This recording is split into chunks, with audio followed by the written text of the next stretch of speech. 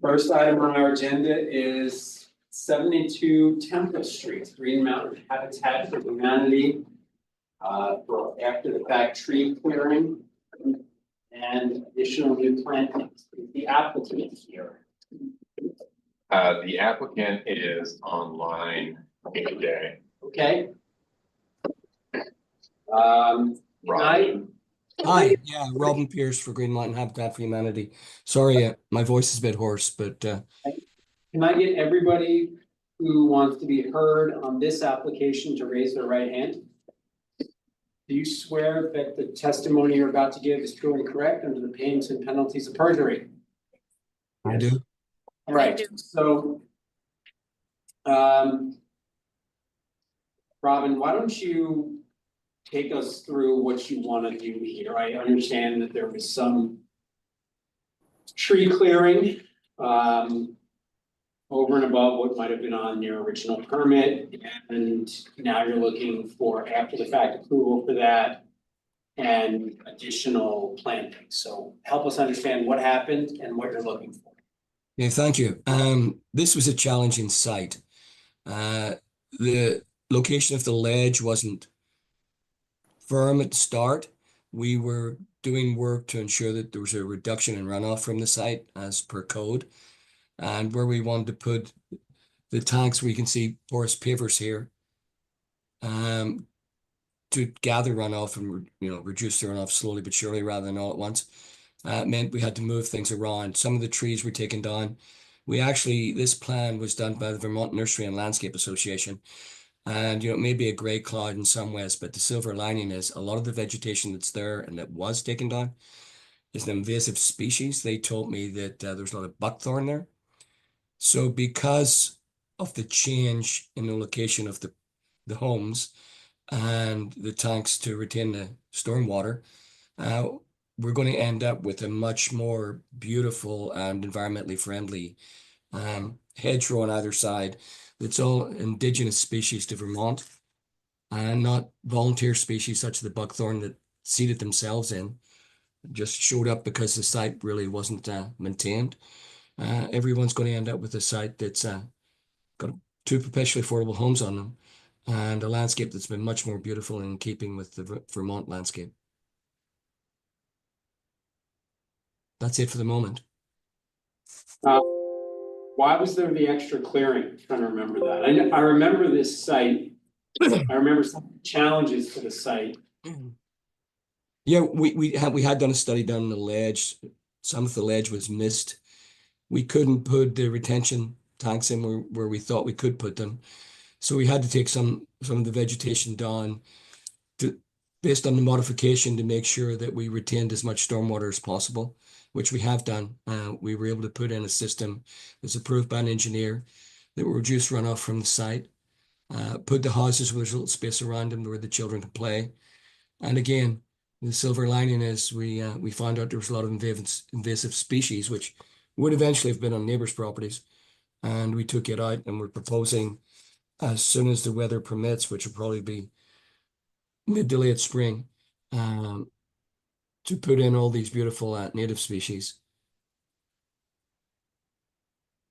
It was really the ledge that was and the need to put in stormwater retention were the 2 reasons that we had to move and take down some of the trees that we didn't think we would have to take down the first time. It was really an on-site modification. Can I get a clarification on something that's not totally clear from the photos and looking at the plan? North of the new buildings, have those trees been cleared too, or are those trees existing north of the? What I would consider the back of the building, those trees are existing. They haven't been cleared. Say it again. I didn't click. Sorry. If I'm assuming you're looking at the canopy behind the buildings, that has not been cleared. Where in front of it, you see naturalized area. That's where the new plantings are going to go. It was really in the sides, especially the side to, I'm going to say the east, south. It was cleared most. And as the staff report said, there were no significant species in that area, but they had to come out. Curious about, the site plan was hard to read the way it was posted. So on that landscape plan that you're proposing, there's sort of a golden area or something to, on the east side. What is going on in that area? There's no trees shown there. No, it's if it's woody species. It's trying hard to read this without my glasses on the screen.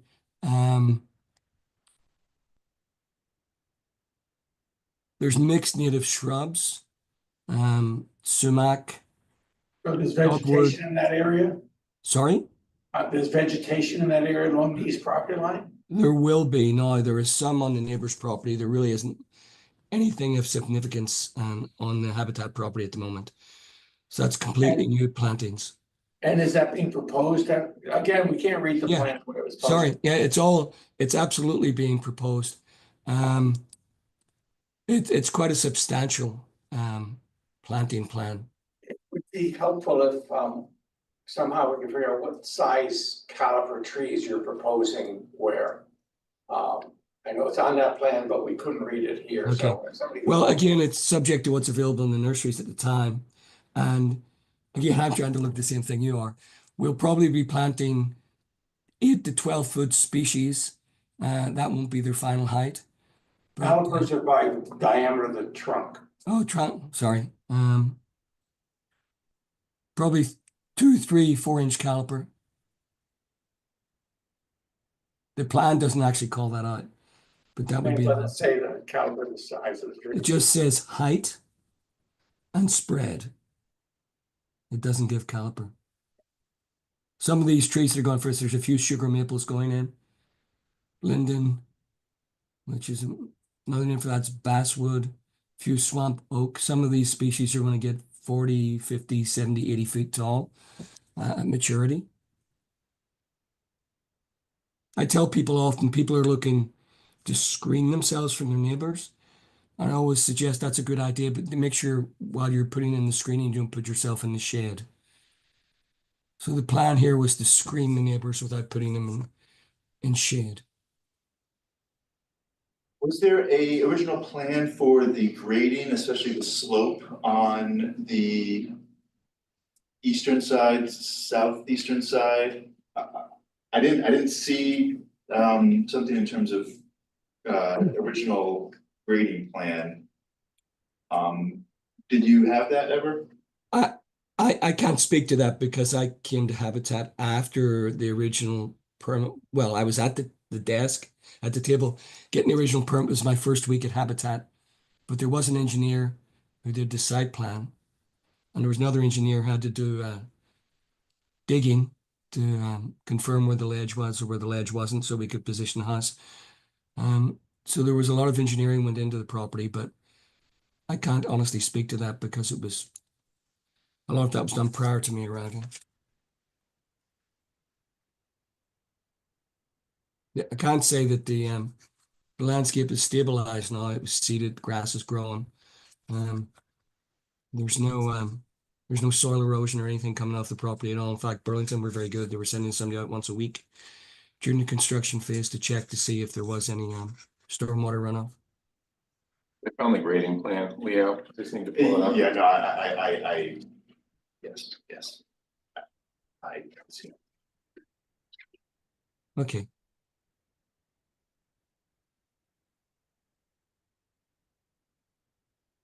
Those are as-built, those are proposed as-built grades, right? Like finished grades, so looking Yeah, at this it. is what was approved in the permit, AJ, for the duplex, So that's the approved erosion control plan. as the approved grading plan with the duplex. I just provided it for reference. Hey, Robin, I see on the site plan, there's something called a dry well. Is that what you're talking about? This, was that the stormwater flow? Yes. Yes. Yes, and it had to be moved because of where the ledge was. Right, and so in order to fit that in, you had to bring up the grade under the driveway, and that's why you have such a steep slope. That's it's hard to understand from the site plan exactly what required the elevation changes and then hence the steeper eastern grade and more eastern tree clearing, but it's because of ledge and needing to fit this stormwater in that everything had to come up. That was Absolutely, the site dictated that. It wasn't a choice we made without reflection on the site conditions.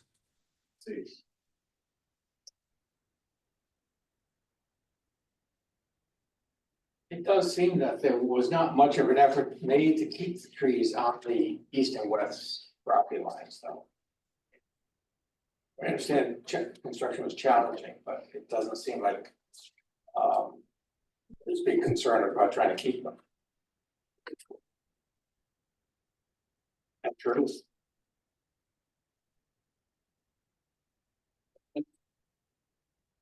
George, my internet at home's not very good. It's coming in. Was that a question directed at me or was it a statement? Yes, I was trying to, it doesn't look like there's much of an effort to maintain any of the trees on the east and west sides of the property.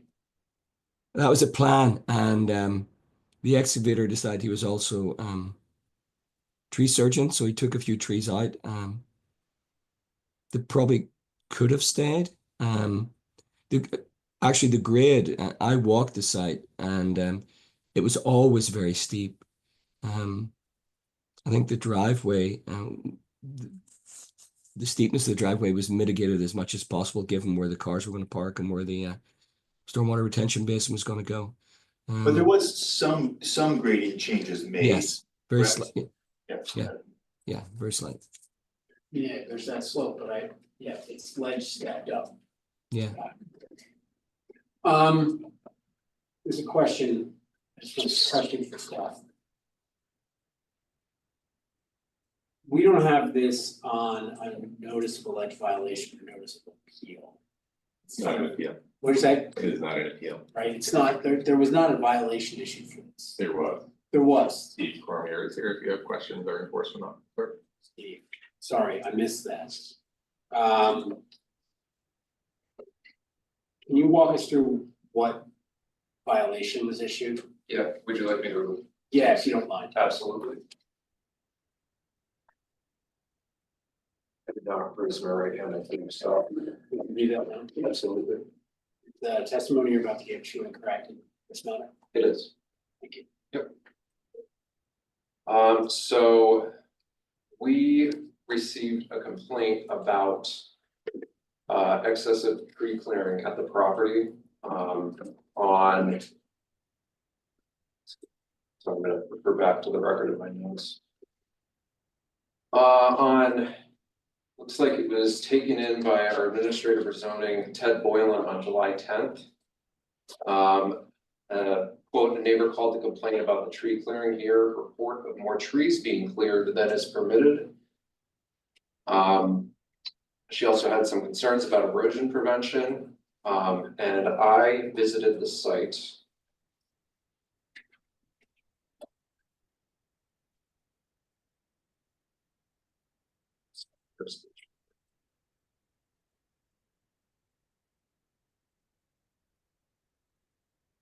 I visited this site on the 15th of July and noted at that time the complaint was unfounded. Said clearance of trees at and redevelopment of site currently conform with approved plans under the original zoning permit, ZP 22-625 and ZP 23-331 respectively. On August 14th this year, we received another complaint that included a number of issues, but also included the tree removal. And I visited the site on August 20th, at which time I noted that the trees had been removed on the eastern and western sides of the property. On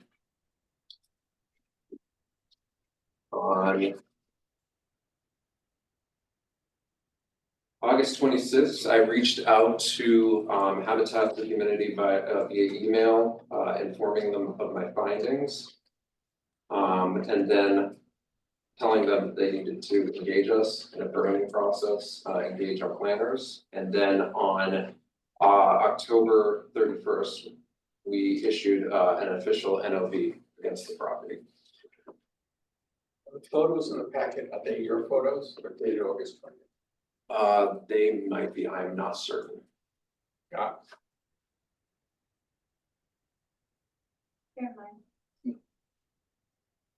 There's a couple of photos there. One, But to the packet dated August 20th though, like that. That does look like a photo for me with my timestamp on it. Okay. And just to be clear, the NOV itself was for tree clearing outside permitted area to be cleared under zoning permit ZP 22-625. and, sorry, go ahead, Miles. I'm looking at that photo right there. Mhm. The exposed soil on the left side, it'll be the west side. Is that an area where tree clearing had been done? I believe so, yes. Okay.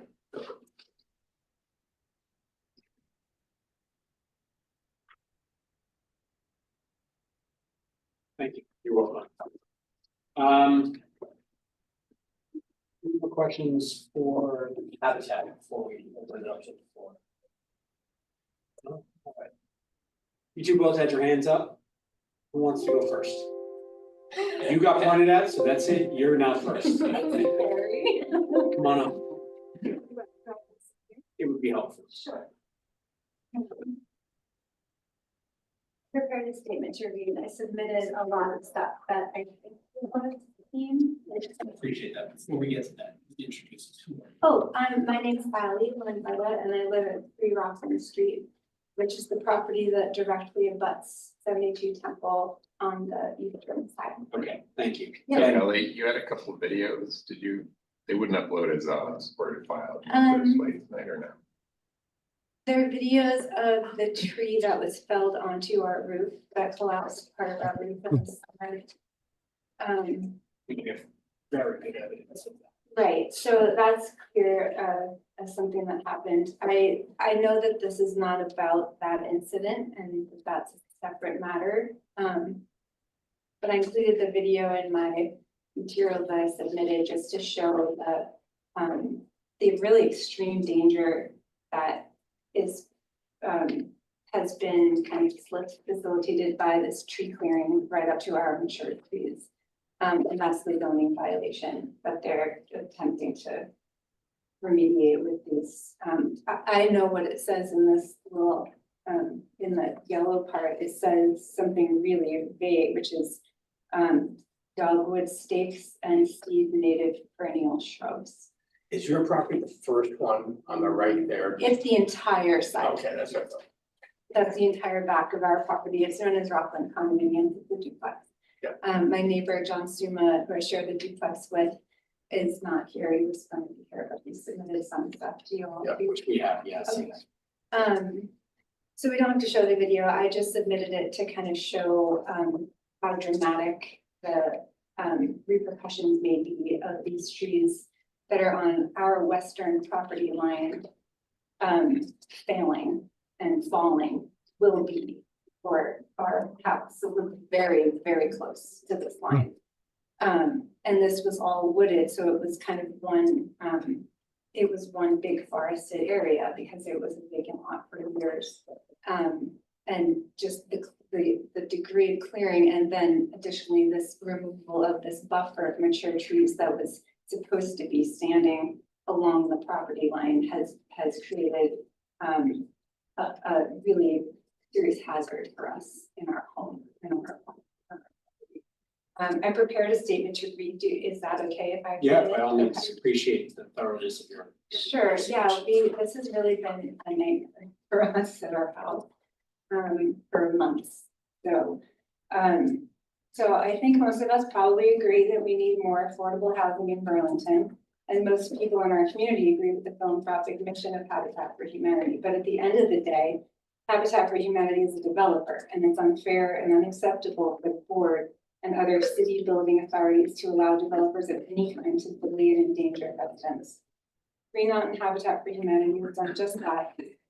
Their 72 Temple Street site by ignoring code and permit mandates, employing and retaining reckless builders, failing to take basic safety precautions when working in such close proximity to existing homes, and completely dismissing abutters' rights and concerns.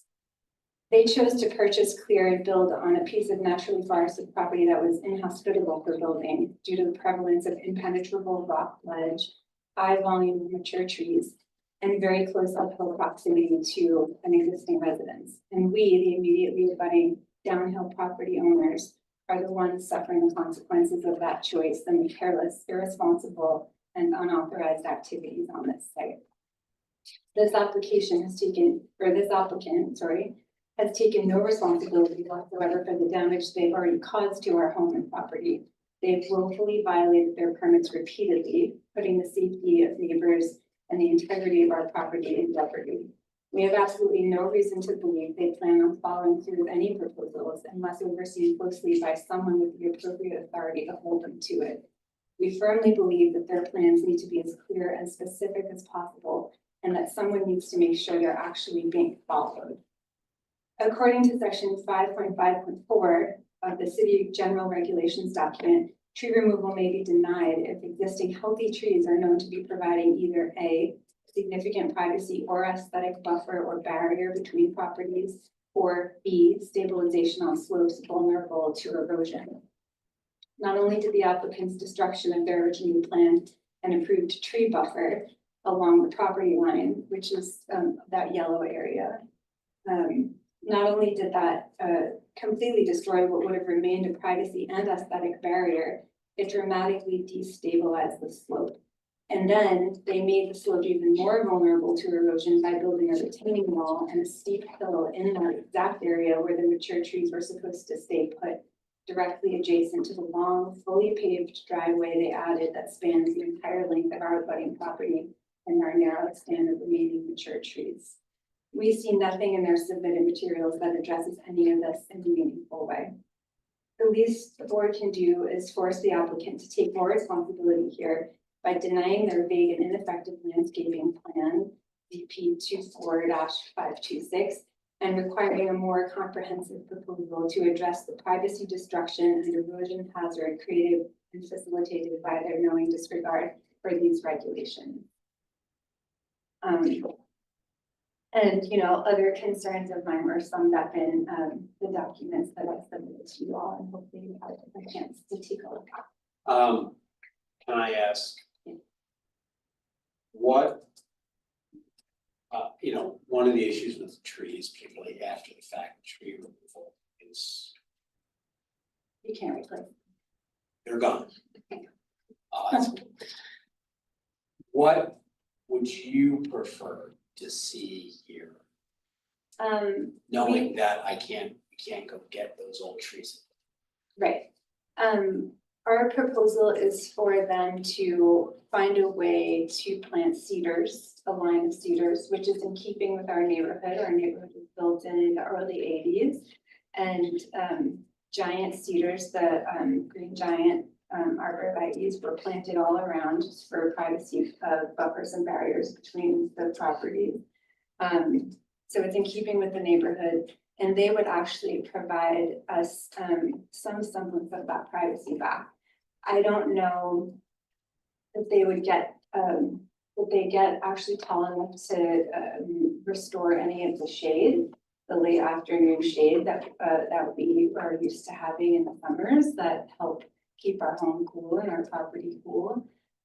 Those tall trees would have preserved some of that for us. I don't know if the cedars would do that, but that's what we are requesting, that they plant cedars along in that area instead of what their plan is very vague. It's the as Robin referenced, there is some note of potential height of the greenery that they're proposing to plant, but it's very varied. It's like 3 feet to 18 feet kind of thing.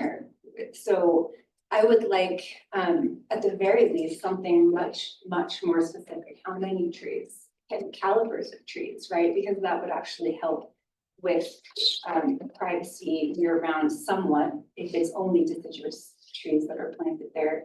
But cedars would mitigate at least the privacy issue. As far as the erosion issue, I'm not an engineer, I'm an English teacher. I don't know how to address that after the fact. Those trees provided a lot of erosion control and they stabilized that hill. You can see in the photos that I submitted, the natural grade, and as Robin again said, it is uphill from us, but there's a natural grade and now there's this grade. There's a very, very steep. Does it start sloping right at your property line or is it very? Yes. It does. Yes, it does. Yes, it does. That's what it looks like. Yes, it does. It goes the slope that they built. In fact, the only meaningful interference we had over the summer from the city's end of things was a stop work order when they were building that hill, when they came with truckloads of boulders, I mean, rocks from tiny all the way up to rocks this big around, and started dumping them down the side. And the rocks were actually being dumped onto our property. They were sliding down and going on and hitting our saplings and our trees that are still there that we would desperately like to protect. The tree that hit our home, I know I said this in all of my submitted materials, but was destabilized and leaning toward the house because of the removal of this tree buffer that they were required by the permit to keep. I understand it was a tough site. I don't know why there was even the plan to build on the site because of how challenging it was.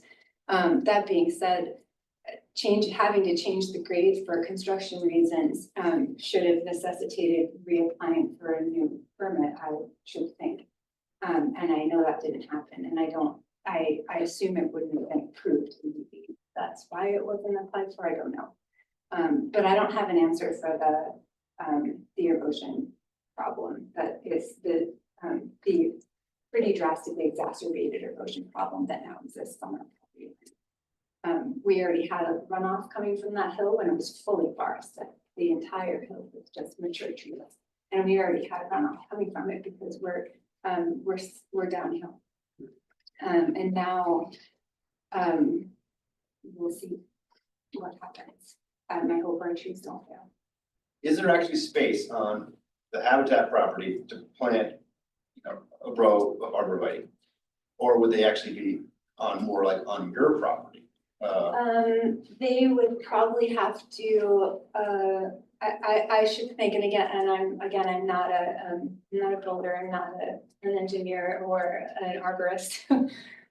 I should think they would have to adjust the landscaping on that hill to plant, because they built a retaining wall and then they backfilled it and the hill goes right down to our property line. So planting trees on a steep hill like that, I don't think that's something that you would do. Would you be tolerant of having trees planted on your property as mitigation? I don't know that they would survive because of that hill. I don't know that they would thrive there. I'm not sure. There's also not a lot of space. The space that's there is the space where they remove trees. Our property has mature trees that are part of what was that forest, that small forest.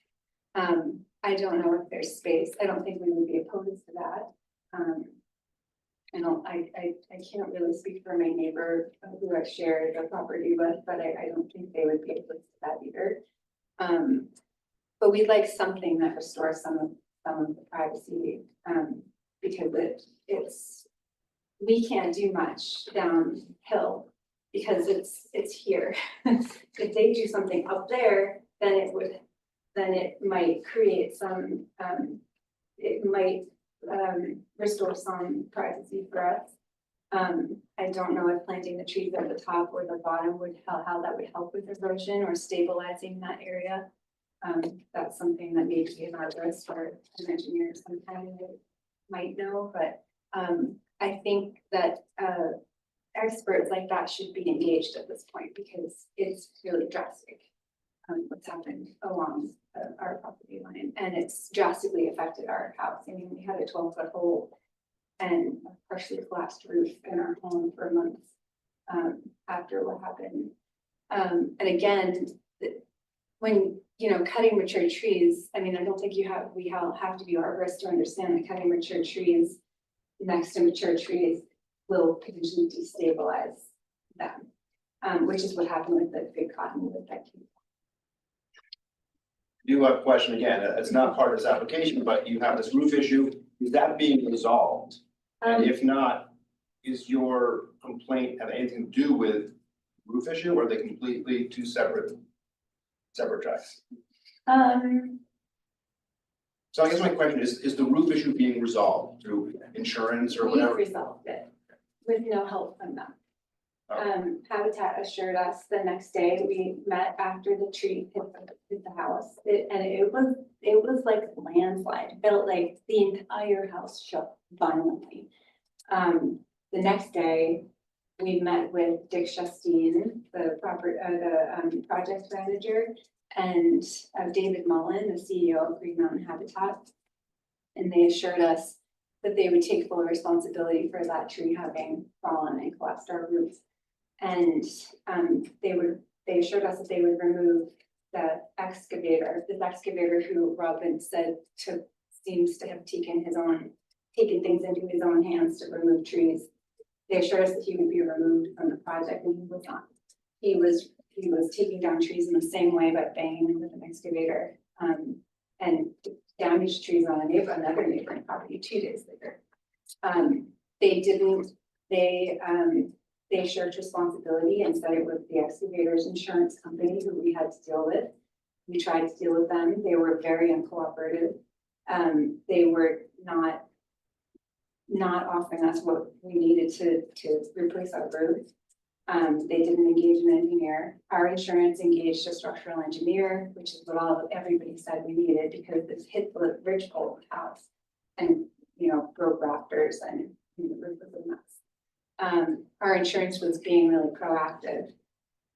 The excavator's insurance was being difficult and dismissive. Ms. Lanza, I Sorry. don't wanna. I'm sorry. We do not have the jurisdiction to delve into that. No problem, yes, I understand, so I wasn't planning on discussing it. I just asked whether it's been resolved. Yeah. We've resolved it. We had to, it's winter happened. I do want to give everyone else an opportunity to be heard on this. I know there's someone else here. Yes, so I'm done. I appreciate that. Thank you. Yes, thank you for all the time. Thank you for the submission. And sir, you're now up, if you don't mind.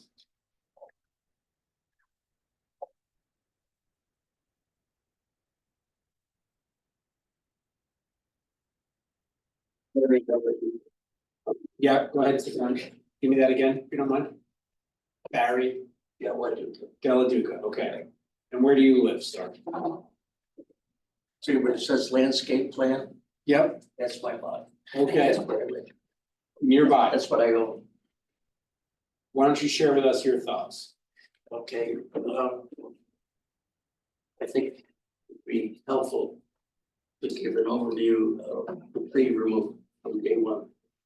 Okay, And day one, and I was here when the first permit I was presented. And if you recall, I was happy to go down all the trees. It was interesting. Anyway,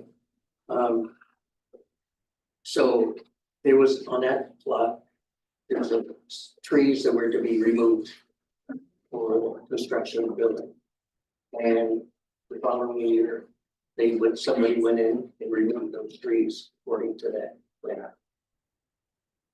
And everything was wonderful.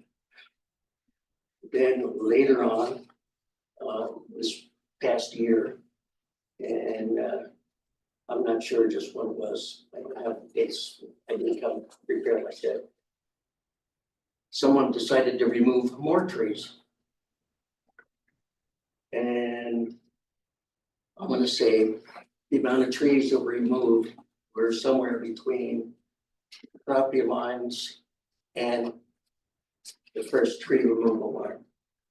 Okay, so there was a perimeter removed, and that was around June timeframe. And I'll make reference to that later on. And then sometime after that, somebody decided to remove more trees. And then they came in and removed more trees. The trees that got removed were all the trees along my side and half the back. So now all the trees are gone. In that process, okay, they changed the terrain. And if you go back to the other, we got chemo grade, sorry. Go back to the photos.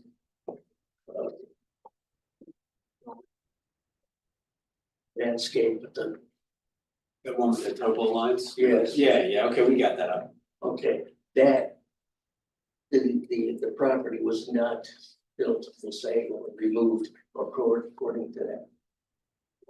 That's an error. Reality, that's not correct. So, in other words, what my complaint is really, we've had agreed upon, I guess, zoning for tree removal. I don't know what took place in terms of additional or changes in zoning, okay, to today, where now they removed all the trees. The sad part is, what's even more bothersome to me is when they came back to, when they removed the trees around June. Irresponsibility in the process of doing it. They felled trees onto my property and I lost total 4 trees. And they have not been reimbursed, and I've been asked for that. And I get no response out of Habitat and Management. So what my interest is, I'd like to see some sort of, I come from an era of you do something and you live up to it. And if you screw up, you fix it, or you're accountable. I see no accountability. And I'd like to see some sort of accountability. That's, I don't know what and who you go see. Well, thank you. I think we have a very clear understanding that there was tree clearing here outside the bounds of the permit, and I think what the board is going to be left to struggle with is figuring out what to do with the fact that, as Ms. Lanzetta said, it can't be put back. So, Right, exactly. we have certain limitations. We can only consider the project in front of us, and how to deal with that in light of what's in front of us is something we're going to weigh here. So I appreciate that. I don't know if you care to have a copy of this. Photos? Yes. Yeah, why don't you guys do that, please?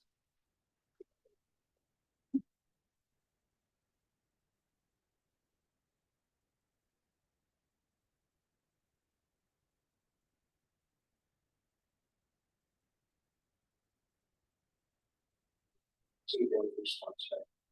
Okay, and this is something you sent to you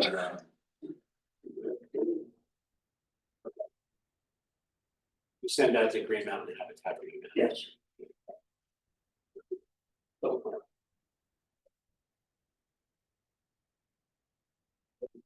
Any questions? Any questions from the board? No, I think you got it. Thank you. Thank you. Robin, do you want to respond to what you heard? EJ, we have a few folks on. Oh, yeah, sorry, people online. We have 3 folks with their hands up. All right.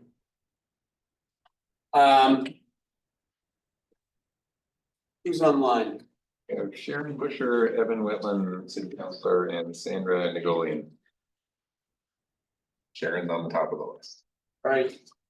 Have you all been sworn in? I hope so. Sharon, do you want to go first? Yes, and I did raise my hand and responded to your statement. So I wanted to just make a couple of comments because my name is Sharon Busher and I live in Ward 1, so I'm not in a butter. And I learned more from the presentation. I am concerned about a couple of things for the board to consider. In the information that you got from staff, it says that there was a slope stabilization plan put in place, but that plan referenced a site plan that was deviated from. So I feel like that plan needs to be updated, and who evaluates if that slope stabilization plan is now adequate? Removal of trees, the trees themselves, it's the roots that stabilize the slope. Excuse me, and the roots are going to die. And so I'm concerned about that in reference to what the neighbors have said. The other thing is that I was worried about tree removal, and I still am. I care very much about the tree removal and the after the fact request for a permit now. But my major concern is the fact that when a developer changes a site, you find it's revealed that the site now makes it impossible to develop it as planned. I'm very concerned that they didn't come back to the city, and that's really not addressed in this. And so I don't know whether or not the city can ever take action, that when something's really egregious, if the city can kind of put a pause on when a developer can re-engage and do projects in the city, because I don't really know how a fine of $500 is meaningless. But something that would pause their ability to do work in the city for what was reasonable seems, and I know you can't just pull that out of the air, but I'm just wondering if that's ever an option. And I know that so much of what is being shared is the impact to the neighbors' properties. And I realize that there's little you can do. Hopefully the legal system will help them. I don't know whether it can be referenced in your action that still is outstanding and is separate from your overview, but needs to be addressed, because I think it really does need to be stated by the city that this developer has failed the city and the neighbors and the site. So thank you so much for listening. I appreciate it. Okay. Thank you. Next up is Mr. Litwin. Thanks very much. Can you folks hear me okay? Yes. Okay, great. So I'm Evan Litwin. I'm the city councilor for Ward 7, in which 72 Temple is. I'm here tonight mainly, not to say, most of what I would say has actually been said by the residents who really live this every day. And so I hope that the board will really hear what they and consider the testimony and the impact that this has had on their day-to-day life. I was first contacted by at least one resident who did not speak tonight this summer, and I toured the property. I walked around the entire property and visited with the neighbors. And I think, all the concerns that have been raised tonight are legitimate and need to be strongly taken into consideration. But where I really am focused on is I would encourage members of the board to, if they haven't already, to really go out and physically see that slope between the new property, 72 Temple, and the residents who spoke tonight who are beneath that. I'm concerned. I remain concerned for their safety at that slope, and particularly as we're thinking about how do we become more climate resilient, and all that concrete is there, and no more trees to hold those, or quite a few less trees to hold that soil in place. I do worry that there could be further catastrophe or physical danger to the people who live below there. And so while I applaud the effort to plant trees, I really think some engineers probably need to go out and ensure that whatever is there is going to be safe for the neighbors at that lower level. And I'll just really leave that there because that is where I guess I'm most concerned, having seen it myself.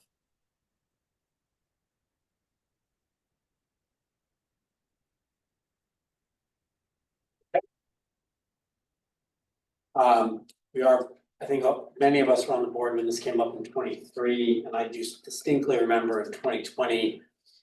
Habitat for Humanity asking for tree clearing approval prior to submitting a plan for the duplex. That was quite heavily discussed because of the slope on the site. So I think we're all quite familiar with that. Is there somebody else up there with their hand? Yes, I would like to say something. Okay, and who are you?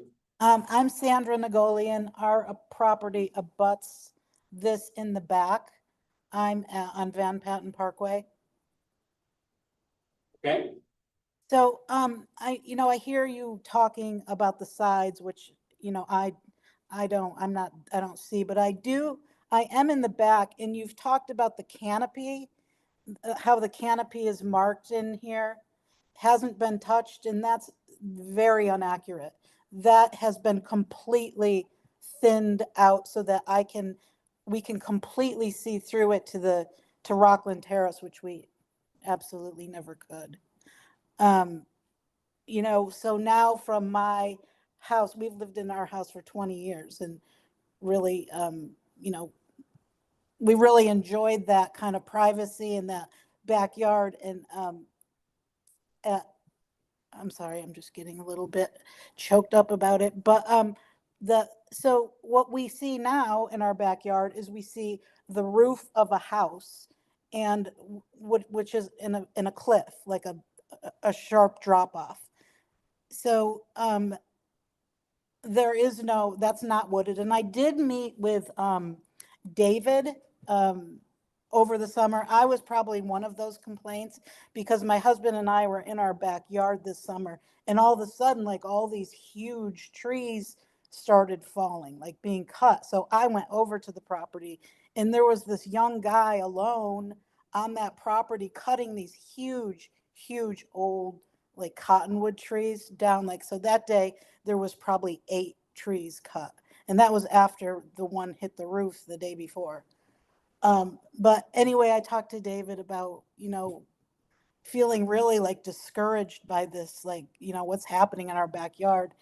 And, I really didn't get far. It was kind of like this, like, well, you need to cut trees, and this is the way, we're going to move ahead with our plan.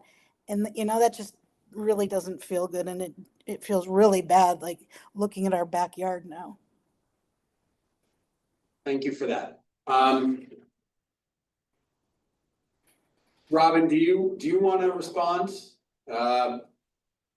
Pithily, I think we have quite a bit of testimony. We understand what you'd like to do here. Don't feel compelled to add anything extra. We have a couple of other items about tree clearing. Yes. Yeah, I would say if any of the people who've spoken want to get in touch with me, I'll guarantee I'll get back to them as quickly as possible. I would, for one of the neighbors, we have the proposal here does specify arborvitaes, and when the plantings are going in, if they want to meet with me on site, I'm going to look at the sight line from their windows or their outdoor areas, and if they'd like the arborvitaes planted in an area that will improve their Finish our review here. I'm happy to do that. Yeah. Hey, Robin, did you hear that? I don't think any planting should happen until we finish our review. No, I'm saying if we're planting. You're welcome to plant wherever you want. It doesn't solve it. We still have what's in us, right? Make it taken down. Right, that's right, exactly. Right, exactly. All right, well, with that, I'm gonna close the public hearing on this item. AJ, Yeah, so John Suma, a neighbor, who I see online, doesn't have his hand raised, but he had provided a couple of short videos of the tree clearing that would not upload to the packet. I, I, Something you care to see or not? I would say we have substantial and very clear evidence of Okay. the tree clearing, and it is undisputedly in excess of what's above the permit. Yeah, Okay. that is not something that I think behooves us, given we have other items on our agenda. Right. We appreciate Mr. Suma's comments. We have read them and they're in the record. Okay. So with that, I'll close the public hearing. We will deliberate on this tonight. The next one on our agenda is 276 Ethan Allen Parkway. Back removal of trees. The applicant here, Joseph Lander.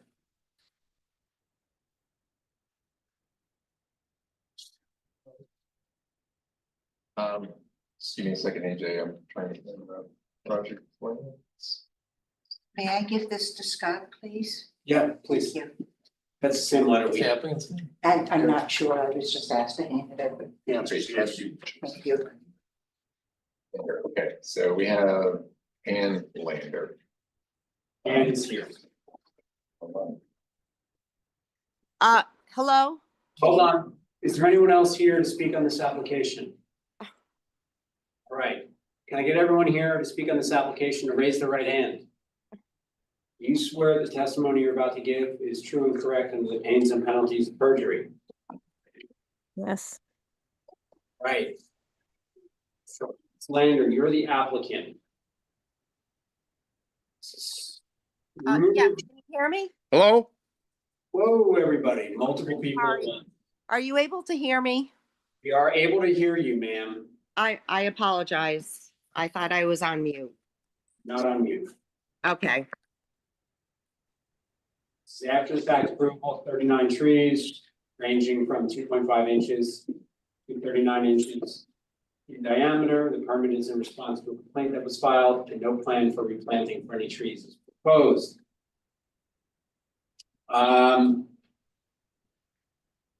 The applicant states that some of the trees were safety risk and removing them was necessary.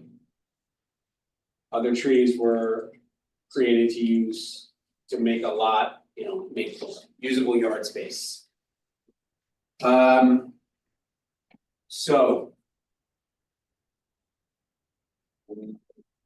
Ms. Lander, would you like to walk us through the after the fact request for tree removal? Yes. So first of all, we'd like to apologize. We didn't realize that we needed a permit to take down trees. If we knew that, we would have done this the proper way. We had several trees surrounding our house and our shed. Branches were constantly falling on the house and shed. And we were worried that someday a tree would fall on the house and do major damage. The chimney to our shed had a tree fall on it, and it's gonna have to be fixed or replaced. We also had invasive vines that were wrapping themselves around the trees, killing the trees. The top part of our property was overgrown. We hadn't done any work on the top property in over 20 years. And our neighbors felt that it was okay to dump their trash on our top property because we were unable to see what was going on. Occasionally, we would see them sneaking through. So we just wanted to clear the top property to,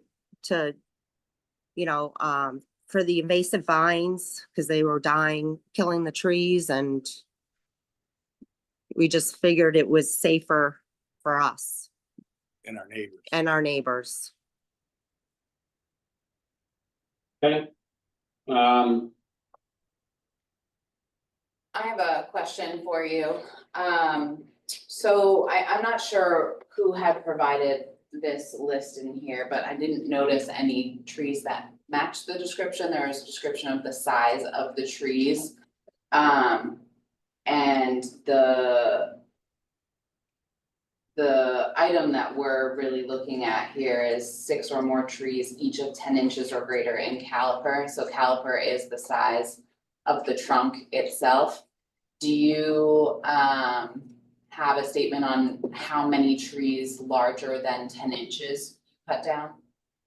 So I submitted a list. A map Those- where the trees were approximately located. And then Those gave another list, there it is, that each tree, as I walked around, and that is, I don't know, those are diameters of the stump, what's left of it. Is that the circumference then? They seem very large and it didn't look like in the photos that actually. Diameter of the tree, which is, diameter means circumference. Nope. No. And those trees were mainly around your house. IR squared. IR squared. Anything above 30 or 31? 30.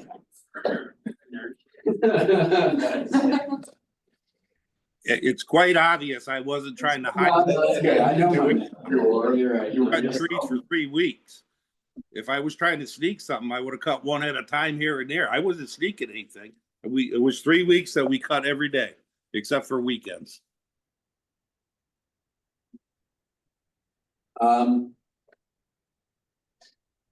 And, okay. All right. And that's your property there, Yeah. Yes. tucked in the back, interesting lot layout. It's a very unique property. It's landlocked, so all the people around us abut us in their backyard. And it's human American culture that they take all their yard waste and they dump it at the back of their yard. In some instances, they went over the border and the top of the property was covered where it was 3 to 6 feet tall worth of tree clippings. You could not walk through the top of the yard. All right, well, I thank you for that. I know there's some other people who want to be heard on this, and we are going to turn to them. We have one individual online, AJ Tricia Shrum. Right, let's start with online. Ms. Shrum, do you want to be heard? Yes, please.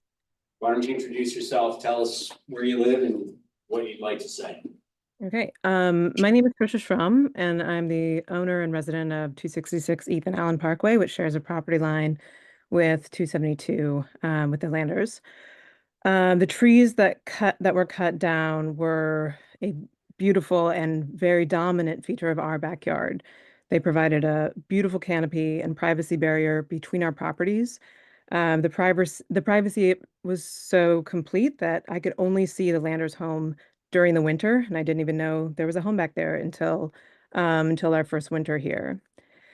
3 years ago, the fence that separates our property line fell down. I noticed that the trees on my neighbor's property were being strangled by the Asiatic bittersweet vines, a species I'm familiar with and have been trained to remove through ecosystem restoration projects during my graduate studies. I went to the neighbor's house, who I had not yet met, to talk about the fence and the invasive vines, but they didn't answer the door. So I returned with a note to report the loss of the fence, and I also told them that I would be happy to do the work of removing the invasive vines to save the trees, because I really value the trees and I also value invasive vine removal. I provided my phone number and asked them to contact me if they wanted to replace the fence or if they wanted me to refrain from removing the vines or didn't want me on the property doing that work. Over the following 3 years, I spent over 40 hours removing invasive vines, working to disentangle one tree at a time and remove the large root systems that kept the vines coming back, that would also lead to the vines growing on my property. And by the end of the past summer, the invasive vines were fully clear, at least 15 feet back from my property line, and partially cleared on a larger portion of that wooded area.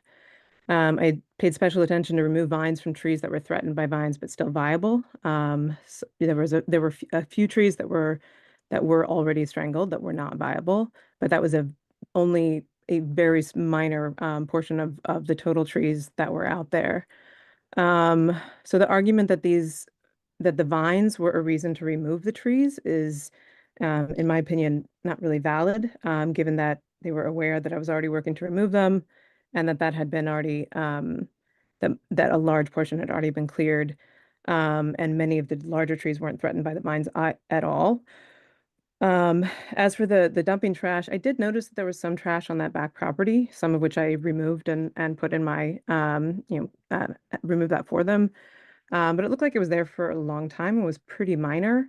They may be referring to some of the piles of the vines that when I would remove the vines, sometimes I would leave the vine piles on that property, but wouldn't put like additional lawn stuff. I mean, we use that stuff for our own compost and everything else. So it's not something that would be needed. So when our neighbor began removing the trees, I went over and talked to Joe Lander about the tree removal. Although he said he didn't want to talk to me because I was a quote tree hugger, which I found kind of funny. I worked to establish a friendly conversation, but he explained that he was removing all the trees on the property to prepare the property for sale. He expressed an interest in creating a separate parcel and selling it for some sort of development. And I told him that my husband and I would be very interested in purchasing the adjacent property if it was parceled, and tried to make an informal offer on the spot. He said he would still cut down the trees, even though I said it would be more valuable if that mature trees greatly enhance property value. And the ones on the property line would not inhibit future building projects. I told him how much I valued the trees and really tried to, essentially beg him to spare the trees along the edge of the property at least, but he was not interested in any of the objections or information. So the tree removal continued for weeks. I was a little bit comforted by the fact that some of the large oaks and other species were on the property line of my other neighbor, and I expected to see them spared. But my husband let me know that they had begun cutting those trees as well. And I came home from work and asked the arborist to stop while I contacted the neighbor who did not live on the property, so may not have been aware of it. Joe said he already had permission. They'd already cut a 40-foot tall oak tree down on the corner of that property. But the owner of 272 Ethan Allen Parkway quickly came over and talked to Joe. I was not part of that conversation. But apparently Joe had reached out to ask the owner if they could remove trees on the property line that were overgrown with vines and told him he would cover the cost. But the owners were not aware that they were going to be cutting down 40-foot tall, mature, healthy oak trees and other trees. The owners of that property at 272 Ethan Allen Parkway did not want them to cut down the healthy, mature trees, and those were spared. So it is, the difference, I didn't provide pictures of the before and after, but the difference in our property is stark. I was frankly quite devastated by the removal of these trees, so much so that it's even, even looking out my back window is still kind of difficult. And, it has changed the nature of that area immensely, to say that that's not providing habitat. We used to get tons of birds in the backyard, probably from the habitat that was providing. And I understand that this, some of these the trees may have needed to come down, but clear cutting the entire property, even going so far as to removing trees on the property line, seemed to be not justified, and certainly does not seem to follow with the reasoning given in that letter. Question for you, Catherine, you're on Ethan Allen Parkway, right? Tricia, Yes, I'm on Ethan Allen Parkway. and is that south of the property that we're talking about? Not sure. She's east. You're east, okay. So on your back property that borders this, do you have any trees on your property line, on your side of the property line? Yes, we have a few. We've only owned the property for 4 or 5 years, so our trees are smaller. But none of our trees, they didn't cut any of our trees or any of the trees on our shared property line. But just on the other side of the property line was where the cutting was happening.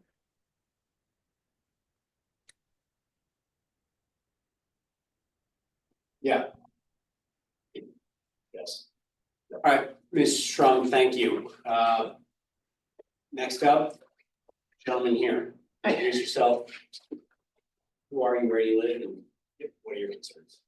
My name is Ryan Meir, I live at 87 Arlington Court, which is to the northwest of the house. So on this map, you can see me on Arlington. And we have an interesting property that we share with the applicants. So I'm tenants in common with the applicants. Our land is technically shared. It's organized by a private covenant.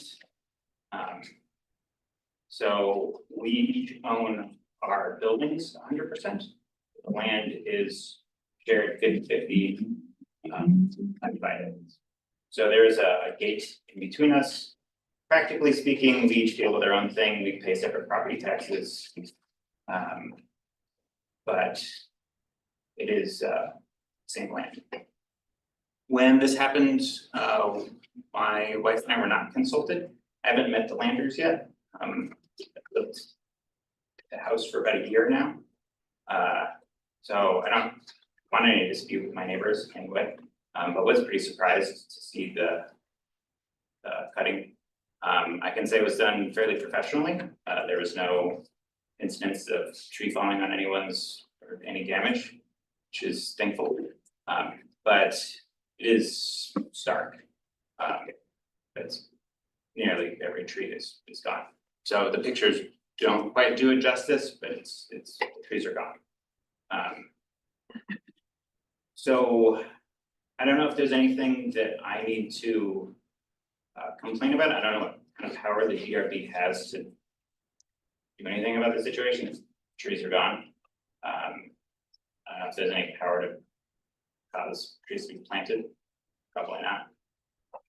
I don't know. But I just wanted to make sure that I showed up because it's awesome at property. So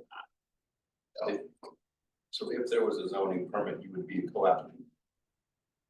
I guess. If there had been, you probably wouldn't. Yeah, I got a call from someone, and he tried to explain the situation and was never called back. Right, so you have an undivided 1/2 interest in the whole of the parcel. Yeah. You pay 50% of property tax. Yeah, so we split the property tax. But you have sort of informally split the parcel along some gated fence line. This is what I moved into. There's an iron gate that we have an easement to walk on that dirt path that goes on Ethan Allen.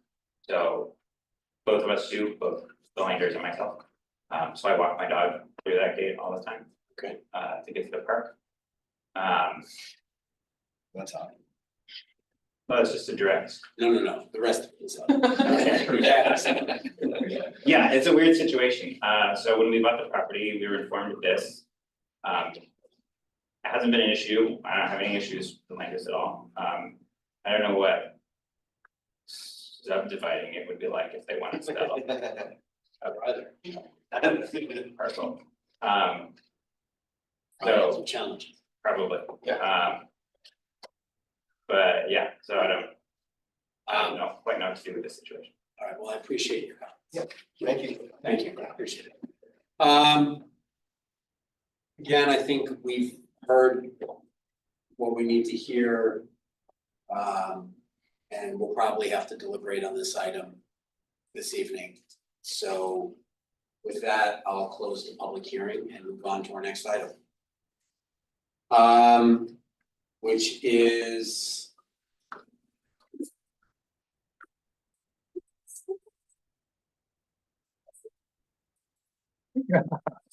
That's what you guys are waiting for. 57 South William Street. Vermont Organization for Jewish Education, Lukovich, which I did not pronounce properly. Thank you. And after the fact, retaining wall construction. Is the applicant here? That would be you. Come on up. All those who want to be heard on this application do you swear that the testimony you're about to give is true and correct and means and penalties of perjury? Yeah, that's what I'm speaking. So the attorney. Right, so you're good. Yeah. Yes, he's the best. So briefly, as I understand it, there's a retaining wall that was built as part of this work that wasn't on the original plan. And you have a boundary dispute with your neighbor. Possibly, okay. Anything you want to add to the staff report, any of the report? Questions or? It's a good question. Does anybody have any questions? Was the retaining wall added for a technical reason? Just was it because some contractor saying you need more stability? So, to answer that question, Chabad or Dojo or Bond Education for Jewish Education, Chabad, whatever you want to call, we'll call for short Chabad, did not agree and did not know what the contractor with the person with the company that did to put a wall, we weren't asked before. That there should be a change, etc. So I would assume that the reason why, or after the fact, I've spoken to them, and the reason why they have done that is because they wanted to keep everything status quo and wanted to leave they felt no need, so to speak, to basically our plan is to go to a specific property line that was surveyed by our surveyor and by Warren D. Rubenstein surveyor in 1978, if I'm not mistaken. That is a property line that we applied in our building application.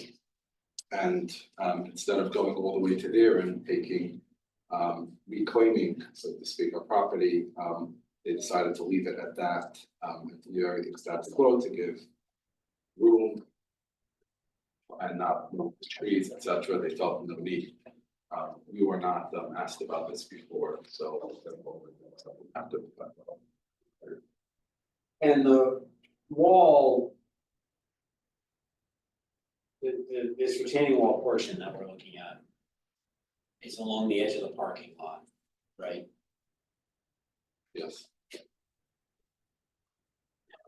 So this plan from Artisan, I guess, is from December, and they made a plan for the wall after the fact plan for the wall. Yes. That's good, so to speak. Yeah, they built a wall and they we applied to. So I'm curious about something, looking at the original site plan that was approved. The parking lot slopes down to the west, the way it was designed. Am I correct in assuming that with the retaining wall, the parking lot is more level? But it's, what is the original proposed, because my understanding is it was done not to bother what's already there, because there is a fence that based on Button survey, and they actually came and they pinned two property lines. One property line that they felt is that the house number 11 on our neighbor's property, 71 South William Street, is built 3 feet on our property. There's another survey from the 1978 that was done by 71 South William Street that says that the property line is around maybe 8 feet further, but still not the fence. It's roughly 8 feet from the fence. And the plan was to go all the way down and to make a, so to speak, a hill from us. I don't think it would affect the stability of the parking lot or make it more straight. It was more of a technical thing. They didn't want to move the fence, which is 8 feet in our property. Even though the zoning application stated clearly that we applied with the property line being 8 feet from the fence and putting the fence on the property line and making a mountain, so to speak. do you think that's the reason they built the retaining there? That's my understanding. Because it looked like, that's what I'm trying to figure out, whether the slope of the parking lot changed from the original. side, do you know? No. I'm away. Big time, so. Flat. Certainly. Looks like it's level, yes, I know. Well, no, it looks like it is sloping. This, oh, Yes, I agree. This is sloping down, that's level. Yeah, I agree. Level a lot. Level parking lot. I mean, my understanding was that it wasn't consideration, it was more not to move the fence. Yeah, yeah. Um, Yeah.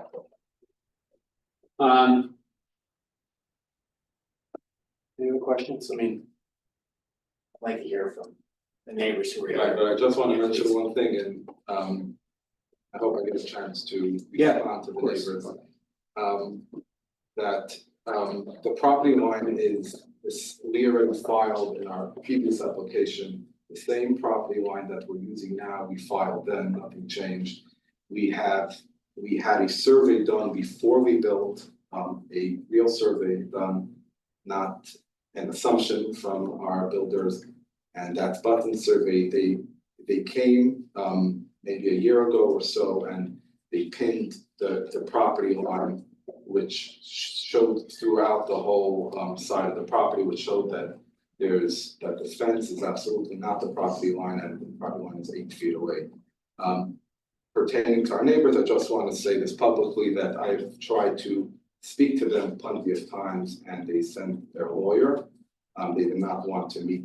We almost met, it was just raining one day, and then they decided not to meet. I am in my office every single day, and it'd be very easy to come talk with me in a civil way. Instead, they chose to go through a lawyer and really try to pressure us into signing very unreasonable things. You see, I'm just trying to understand from your point of view, is the property line and the retaining wall, are they integral kind of things, or are they separate issues?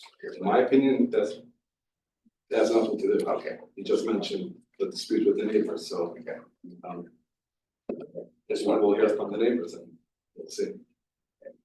Can I ask Scott a question? Sure, go ahead. Scott, is this regulated in any regard by 4413 as a other place of worship? Yes. It is, but we can do a setback height. Screening. Of which pertains to everything well. Want to make sure. Yeah. And I do want to mention one more thing, if I may, that we have no problem screening our wall with the needed screening of trees and something to make it look more appeasing to the eye. The neighbors came with a list of 15 things, and plus that we should pay for the lawyer in the future if they feel that we didn't do what's right. So therefore, we had not responded to that, but we have, and we always retained our position. We're ready to build screening in order to block the wall. In the winter, it's unfortunately pretty open. Okay, thank you. Before the testimony, can I give you a really brief overview? Okay. John. That's because I'm their attorney. And I think that the board members can provide testimony, but basically they have 3 concerns. One concern is that the wall is 9 feet tall and it was built without the supervision of the city engineer. They're very concerned that the wall is stable. They would like to have some sort of independent engineer evaluate the wall and confirm that it's stable and it's not going to fall over onto their parked cars. The second is that the parking was supposed to be screened. The cars are parked in such a way that the headlights shine right into the windows of their units. They would like some sort of the same type of greenery that was talked about in the first hearing. Some of that built on the Chabad side of the property just to screen the headlights from the car so it doesn't shine into their windows. And then they did offer to put in some sort of landscaping at the bottom to screen the wall, and I believe that is required if a wall is greater than 5 feet tall, and then the board would be very happy with that. So those are the 3 issues that they are most concerned with. I believe one of them would be happy to give testimony. Do you think so? It's fun. I mean, that's a pretty concise summary. I think we. Yeah, is there anything you would like to add to that? Joyce Ochin, yeah, just. Joyce Ochin, unit number 10, also treasurer of the Townhouse Association. I believe that there was a question about for screening how things go into the second, the way the parked cars. The headlights, if you'd like, I have a couple of color photos, if you'd like. You can see the positioning. Yeah. If you don't mind. Oh, you do, wonderful, thank you. Thank you. Oh, that's under that, yep. Okay, no problem, thank you. Absolutely. So I would like to say that I feel bad that the rabbi from the Chabad feels that there's a contentious thing between us. I don't feel that way. I've always respected the work of the Chabad tremendously. We have always through the years have had members of their community live in our townhouse association and, master association, so. Including me. Absolutely, including you, we have a wonderful relationship. I always felt there was an excellent relationship. Still like that. So, it's just, so I regret that there was this feeling because we love working with our neighbors. Can So, I ask you please. some questions? Yes. Just to streamline this. So there were 3 concerns that I had, that I heard from Attorney Deans. 1, stability. Yes. 2 and 3 are screening front and screening back for headlights, right? So I'm looking at this. Screening top and bottom, one for the wall and one for the headlights, that's correct, as per, that was in the original agreement that was agreed upon when it was going to be a sloping and a berm type situation, that is correct. Let me focus my question, right? So I'm looking at this and how much space, without going into the property line dispute, Sure, right? which we would rather not. I can't, so I'm not gonna. If one of our conditions was to install screening on your side of the wall, and it turned out that that was your property, not theirs, would you be amenable to that installation of screening anyway? Without us adjudicating the Of property line course, dispute? no, absolutely, I totally agree, I'm moving on from that. Alright. From both sides. There is a cyclone fence that is from our parking area. Yep. Okay, the cyclone fence and then the 9-foot wall. All right, there's Spaces. probably less than 3 feet. So that became one of the concerns. There's a cyclone fence that runs along from our parking lot area prior to hitting the 9-foot wall. Snow removal does go into the section up to the cyclone fence. So having large trees could be an issue in that area as well as. In the cyclone fence in the wall. There's probably about 3 feet, probably less. And Yeah. what is, out of curiosity, what's the purpose of the cyclone fence? We have no idea. It's been there, it's one of those things, it's been there, we don't know even whose side or who put it up. I'll be really honest, I have no idea. It initially divided the property. But we have no idea what the significance was, to be honest. We're a townhouse, we've been, in 1982, it was built. So, yeah. Well, I appreciate the very targeted nature of your comments, that's helpful. So if you don't mind, I'm not, if there could be another type of planting, the other thing is we don't want to suggest something of large trees where the root structure might actually undermine the wall. I do have a question. What makes you question the stability of the wall? There was no permit for the wall, there was no structural engineering. Yeah, there was. There's a permit for the wall? No, it was a retaining wall plan by a structural engineer. That's the As requested after the fact. That was done in December of. Right. Not during. All right, not prior.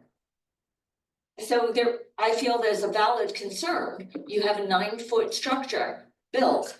Also, if you can see how it was built, it's concrete block. I have no idea the stability. I'd like to protect my neighbors as well as ourselves, because it's their vehicles on top of there. So, our neighbors on the Chabad using the facility, as well as, the members of my association. I think that is not an unfair request, is to have a structural engineer determine, is this stable? I guess question for staff on that. This came from a notice of violation as well? Yes. So, I mean, that would be building permit territory. Like, was this also sent back to the building inspector? So that if the DRB approves this, it will need a building permit as well. That'll be built into the process essentially in that way. Right, and that the structural engineer would be one agreed upon both by the Chabad and the town The association. structural engineer has a license, and I think that would be. Yeah, I also do, we can get into this later, but I think Haven's question is salient. Right, this building. Well, it's a One city that has a order- structural yes. engineer that it uses. Correct, thank you. As for, based on that, then if the structure is found to be sound, we're not pushing for removal. We're trying to be reasonable. And we're also trying to handle the screening questions in a way that we're not undermining the 9-foot, if it is found to be stable, that we're not undermining it by, root structure or putting something inappropriate. Maybe ornamental grasses or some other thing is based on recommendations from an arborist. We're happy to try to work with the situation.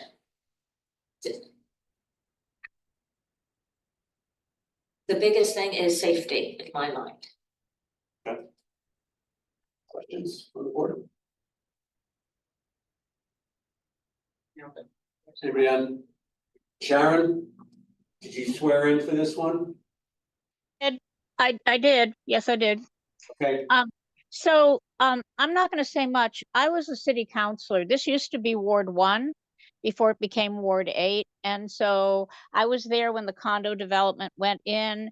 And then I was there for the original plans in 2016 and the whole controversy, which I'm not going to touch, but about the boundary. And my only point was that in the permitting process, as you've heard from the people in the condo association, there was a desire to mitigate the impact of the headlights on their living space.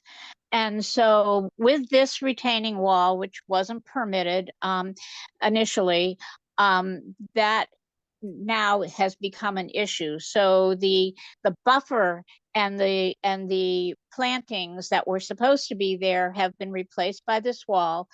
I do believe that vines, wouldn't really work. It would mask the wall, but it's not the wall, it's the headlights. And so whatever is put in place needs to be something that would be year round for plantings, so that in the winter it would still screen those headlights. And I'm not someone who knows what to propose, but I do believe there needs to be some thought in that. And so I can only tell you that in my own experience, these two neighbors, although having differences of opinion, were compatible and supportive of each other. And I've heard that tonight. And so that's all I wanted to say, is to make sure that the screening of the headlights really gets addressed in a four-season way. Thank you so much. Thank you. Yes, sir. By all means, yes, please. So about the screening of the headlights, we actually started building a fence on top of the property, or not just the headlights, for safety. And we stopped doing that because of the situation with the wall. We did not want to put anything on the wall. We have metal sticks that are in the ground ready to put chain link fence with black things to block the headlights. It is ready to happen as soon as we know to build on the wall or not on the wall. Like depending on what would the engineer say about the wall, et cetera. So that's something that we're taking care of. I am very happy to hear the tone of my neighbors. I, to be honest, a little surprised, but surprised in a good way. Pertaining to the stability, I'm not sure what the question really is. We had an engineer that made a review and sent you his plans to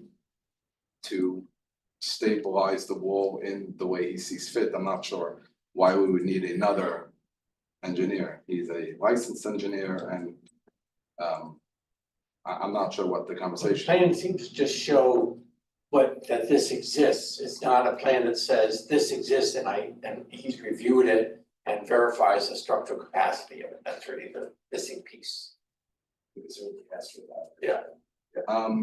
He may have that, I mean. No, if I'm not mistaken, he submitted a plan to do some more things to the wall. There's an as-built isometric and a wall with riprap isometric, so there is a So the detail. riprap would have his stamp.